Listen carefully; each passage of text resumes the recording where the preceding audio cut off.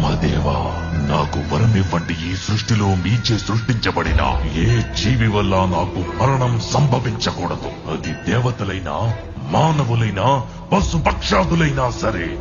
మూర్ఖుడా, నన్ను చూడు. నేను నరుణ్ణి కాదు, మృగాన్ని కాదు. నేనే నరసింహ. నా మరణం పగలు గాని రాత్రి గాని. అస్తమిస్తున్న సూర్యుణ్ణి చూడు. ఇప్పుడు పగలు కాదు, రాత్రి కూడా కాదు. నా మరణం గృహం లోపల గాని, గృహం వెలుపల గాని. నువ్వు గృహం లోపల లేవు, అలాగే వెలుపల లేవు. చూడు, నువ్వు గడప మీదున్నావు. అస్త్ర శస్త్రాల వల్ల గాని. నువ్వు భూమి మీద లేవు, ఆకాశంలో లేవు. నువ్వు నా తొడల మీద ఉన్నావు.